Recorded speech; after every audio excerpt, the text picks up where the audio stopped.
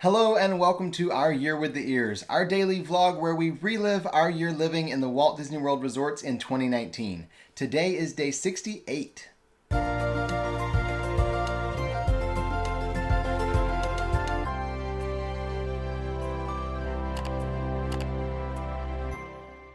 This morning it is once again moving day, so we got up very early because it's not just moving day. This is try number 3 for the Taste of Magic Kingdom tour. We are really hoping it happens today because this has just been crazy trying to do this tour. I don't want to get my hopes up too much because at this point, 3 strikes and you're out kind of thing.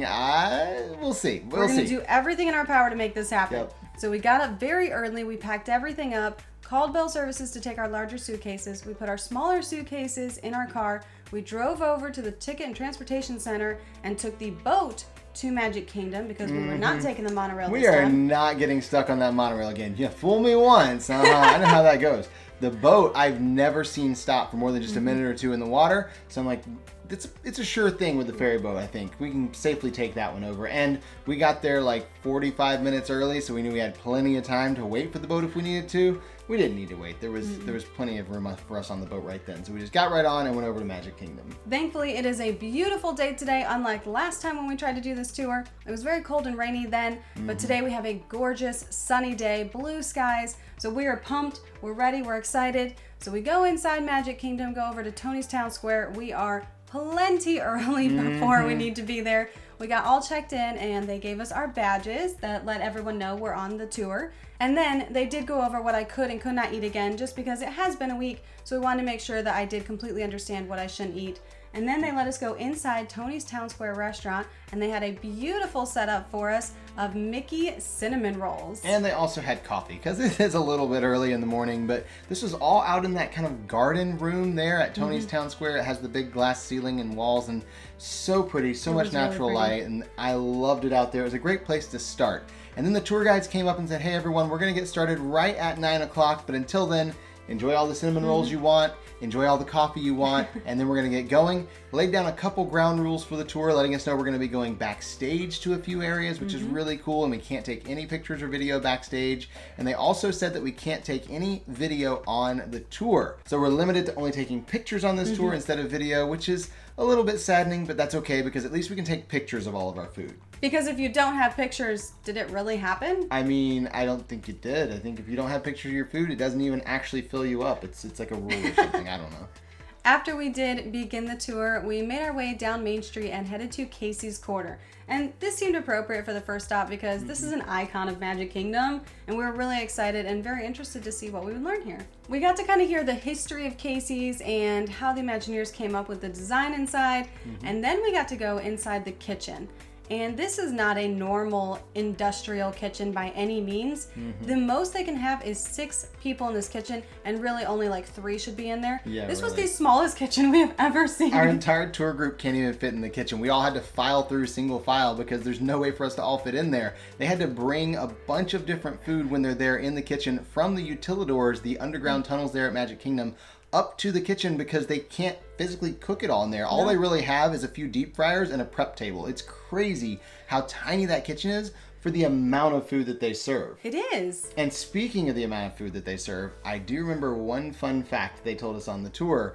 The number of hot dogs that are served at Casey's every year at Magic Kingdom equal enough to surround the Magic Kingdom on the train track that goes around Magic Kingdom 325 times. Yeah, that's a lot of hot dogs from Casey's. It's kind of crazy. It's a good thing they're good hot dogs. I don't even know who's gonna like. How high would that be if you were to stack them? I don't even want to think about that. That's a lot of hot dogs. After we enjoyed our time over there in Casey's and were pretty cramped in there, we made our way over to Jungle Skipper Canteen. Had a lot more space in here for all of us to spread out. We basically each got our own tables, which was really nice. And this was fun because this would be our first samples that we got to try for the Taste of Magic Kingdom tour. This was a lot of fun for us because we love this restaurant and we got to learn a really fun fact in here. There is one booth inside Jungle Skipper Canteen that is very different from the rest of the restaurant because it has a ton of butterflies surrounding the booth, and we always just assumed that was just something that the Imagineers put in there and designed, which is the case, that is what they did. But these butterflies hold a very special place because this was actually the personal collection of Lillian Disney, Walt's wife. This was a beautiful tribute to her and a wonderful nod to something that she loved and something that she personally collected.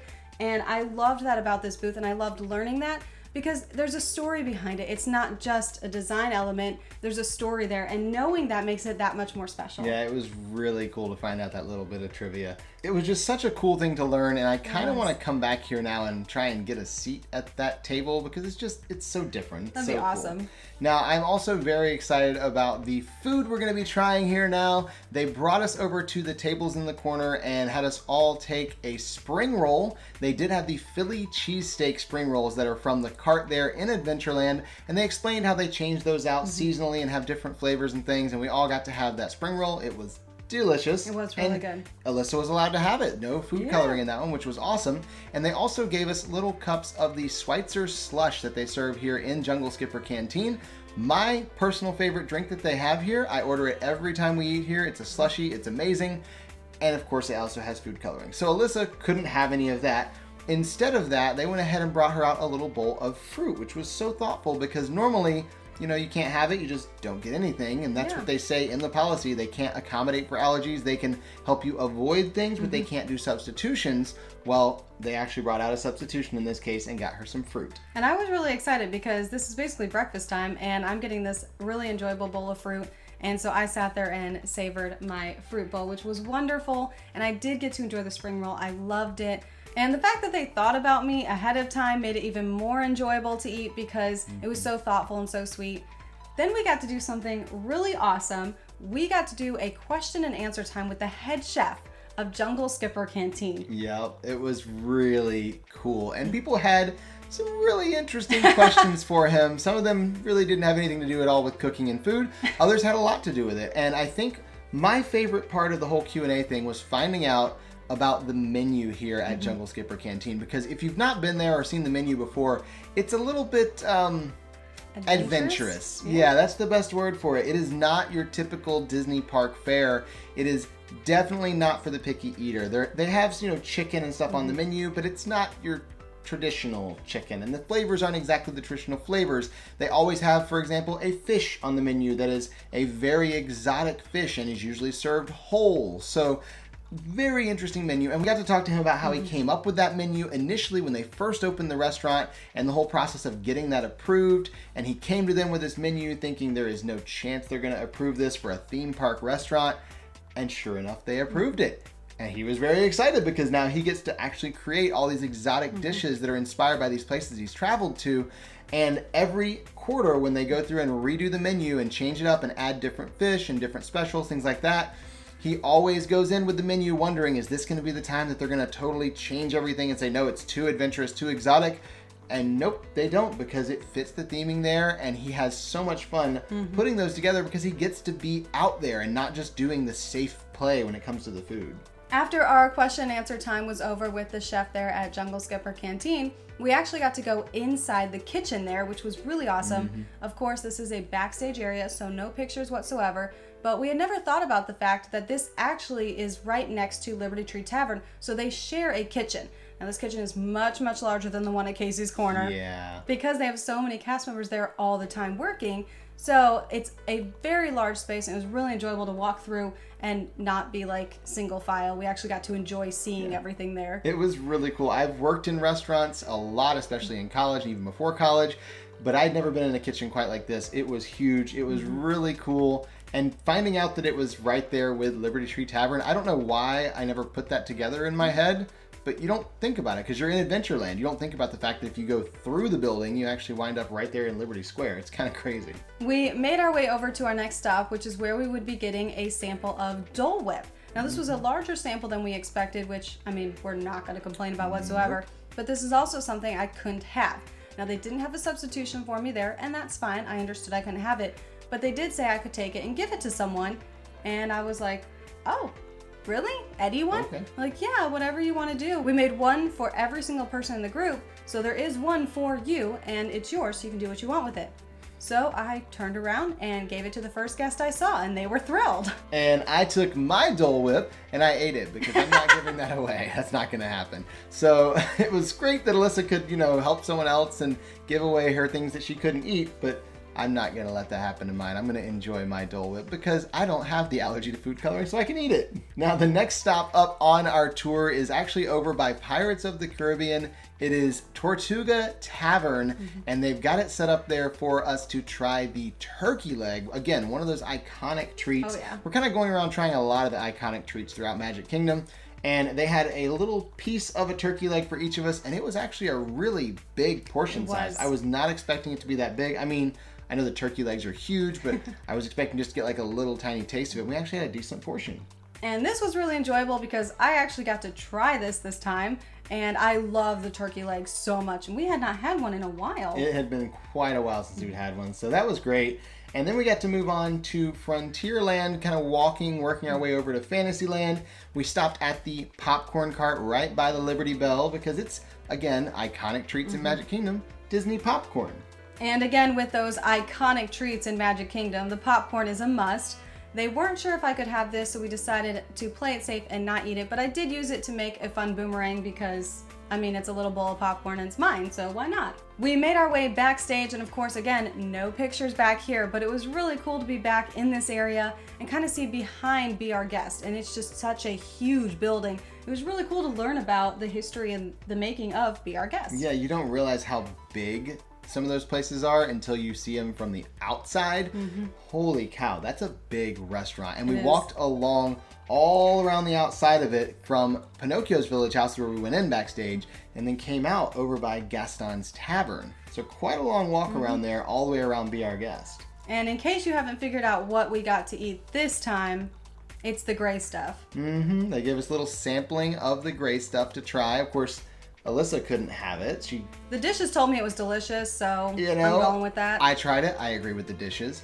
But you did give yours away to an unsuspecting guest there by Gaston. Yes, there was a gentleman that happened to be walking by when I picked it out, and that was the easiest way for me to give it away instead of picking someone. It was just whoever was first, would you like this? And you could see that it was a group of people eating something. It wasn't a random stranger giving food away. It was a random stranger giving food away. I am a stranger giving, but I'm not random, right? No, so they could see everyone else was eating a sample of something, and all you have to say is, I'm on this food tour, I can't have this, would you like it? Most people are going to say yes. It's the gray stuff. I think it was really funny though because other people who weren't part of the tour saw the samples of the gray stuff and walked up oh, can I get one of those? Sorry, you're not on the tour. You'll have to take a tour another day because this is only for those who paid for it. It was a little bit crazy because it was there's really a lot of people in this area because it's kind of a busy area anyway. And they kind of swarmed the tour guide no, back up. This is only for those with the badge. Everybody else has to go. He did look like he was giving out free samples, so I understand. He did, because he had the tray of them, yeah. and I get it, but it was just kind of funny as we came out there oh, we're being mobbed. This is lots of fun. And we are heading to our final stop of this tour. We walked right over to the Little Mermaid area and got a Little Mermaid donut, and it was beautiful. It was very colorful. Very colorful, yep. Which means Alyssa can't have it either. But it makes great pictures. That always means it's going to make great pictures, pretty much. It looked awesome in pictures. It did. So for this time, I actually saw a mom with 2 little kids coming, and I asked her if it was okay if I gave this to her kids. She said yes, because again, you can see there are other people eating the same thing. And so I explained I couldn't have it and would like to give it to them. The kids' faces lit up. It was the sweetest thing ever. Made my day, and Robert got to enjoy his. He said it was pretty good. You said sweetest thing ever. I think my donut was the sweetest thing ever because, oh my goodness, there was so much sugar. I felt like it was kind of sticky. Whatever the icing was they used was kind of like a sticky icing. It was good. It had good flavor, but oh, wow, was it sweet. I feel like after the gray stuff and then that, I'm kind of done with sugar. I think I'm good to move on and just move on with the day. After everyone finished their donut, we headed over to the purple wall because that's also iconic, and we got to take pictures there. They had some props for us that said VIP tours. It was a lot of fun. It was a nice final part of the tour, or so we thought. Yeah, they said this was the end. We're gonna take some pictures and then you can all go your separate ways. So we're excited. We're gonna take some pictures here with our tour guides that we had, and they were just so awesome. They were. And then as we started taking pictures, they said, okay, well, if you want to leave, you're welcome to, but if you want to stick around, there's one more thing. This would end up being a really cool experience, but it was one we were not allowed to talk about 2 years ago, so nobody knew about this part of the tour, because at the end of everything, they said if you'd like to stick around and you're willing to sign a waiver saying you won't say anything, you won't take any pictures, you can try a sample of something we're considering putting in the park and let us know what you think. Mm-hmm. Free food that we get to try and we get to give feedback on. How cool is that? Like, sign me up. You get to be a part of the Magic Kingdom food experience now. I know. So we got a seat there in Tomorrowland Terrace, that seating area they had all blocked off for us. And they brought out a piece of paper that had dish number 1 and dish number 2, and then a whole bunch of little notes on there. Did you like it? Did you not like it? What about it do you want to say? Like good, bad, ugly, whatever. Then they brought out dish number 1 and dish number 2. So we got to try both of those. And one of them was a total hit. Absolutely loved it. The second dish, we were really kind of confused as to what it was trying to be. It had these flavors that didn't really go together. So we put that on the feedback form. Hey, dish number 1's ready to go. You put it in the park, I'll probably buy one. Dish number 2, you might want to go back to the drawing board on that one and rework it a little bit. After we finished those surprise samples, we talked to the tour guides a little bit, just let them know how much we enjoyed this tour. It was so much fun. They did a great job. And we tried to give a little bit of feedback, just telling them it's amazing, don't change anything. We loved it. And then we made our way out of the park and took the boat back to TTC. And we drove over to our UPS box just to see if we had any mail.